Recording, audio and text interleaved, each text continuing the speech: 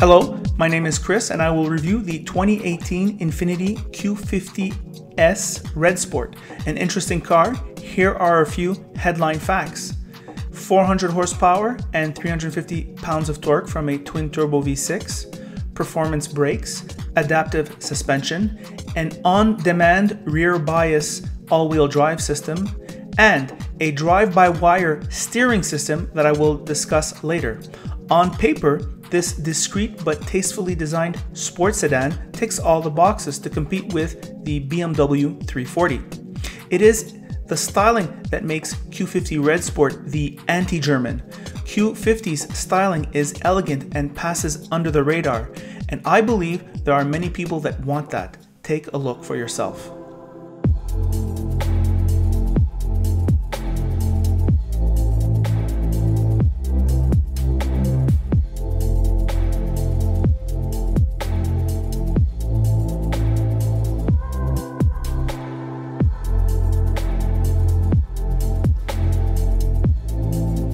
The trunk is standard fare for the compact sports sedan class with 60/40 fold-down seats and convenient ski strap.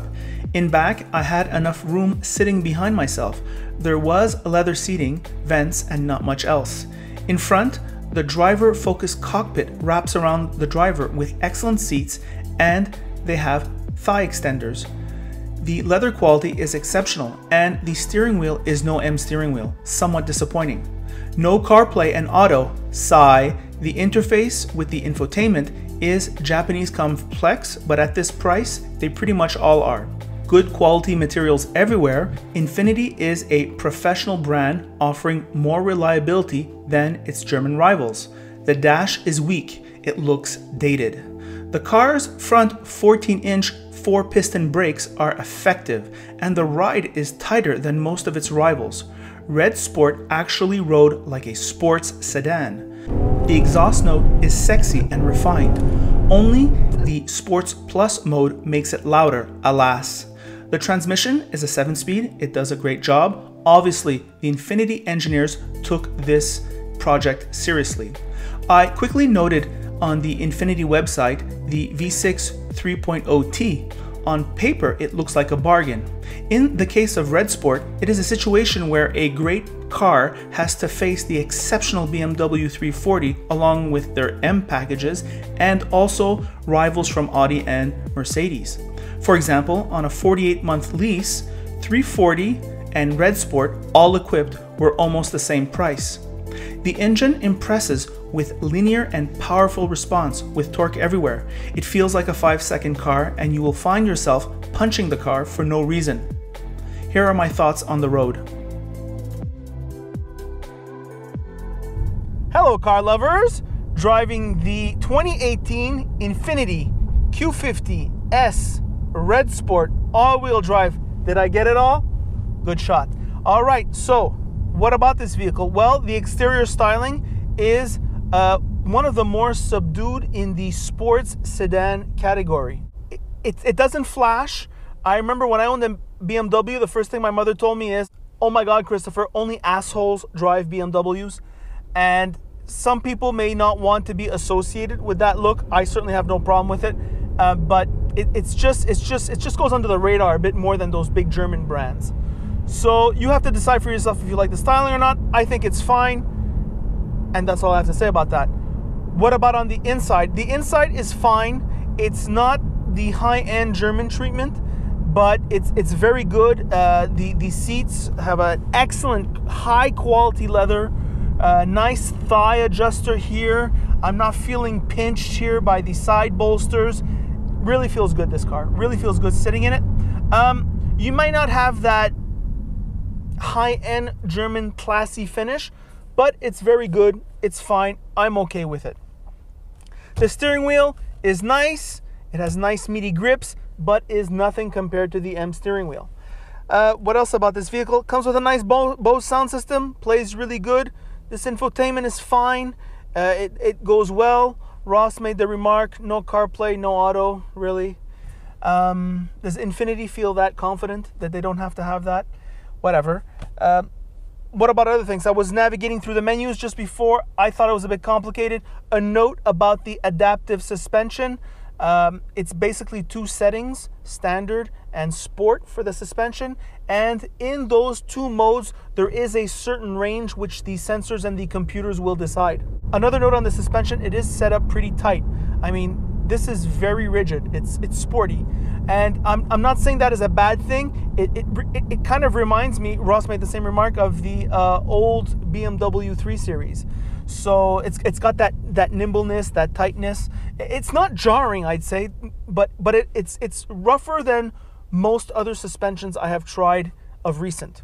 A lot has been made about the drive-by-wire steering. I think that if we did not know it was a drive-by-wire steering, we would just say, oh, those electric steerings, they're so numb, and Infiniti is no exception. Well, on the center, it doesn't feel very precise, but when you drive hard in the corners, I thought it was very precise. There you go, I'm going out on a limb here. Most reviewers don't say that. I don't think it's a deal breaker. Lexus does a lot better, but it's not that different from BMW, which is really its weakest point, the steering, at least in the 3 and the 4 Series.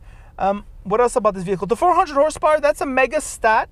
However, and Ross kind of felt that way too. I don't feel this car is much faster than let's say the 340 or the 440 that we tested. So that spec, it's kind of like one of those tokens, right? It's the tokens of success. I got 400 horsepower. But it doesn't feel much different than the German. It might be faster. It's just that I can't feel it. The thing that I will say about this engine is it is incredibly smooth and linear.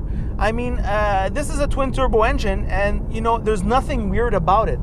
And it pulls. The transmission, I wouldn't say it is quite BMW read your mind snappy, but it is excellent. It certainly isn't distracting.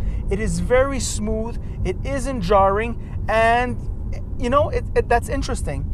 The exhaust, you get the loud exhaust when you are in Sport Plus mode, but you don't get it in any other mode. Why? What's the point of a 400 horsepower engine if I can't hear it every time I'm driving? You can adjust almost every other parameter, not that one. What else about this vehicle? Well, very good, very competent, does nothing wrong. Ross and I, before going out for the test drive, went on the computer and we built the 340 all equipped for the 48-month lease, 20,000 kilometers, and this vehicle all equipped for the 48-month. It was very close. It was like $20 difference. I think that is very bold of Infiniti to charge as much as such a seasoned player as the 3 Series. It certainly delivers a lot of things. I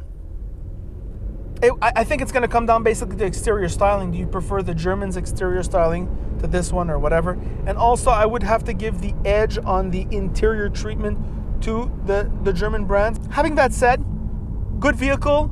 I'm enjoying driving it. We just went out to do some shopping.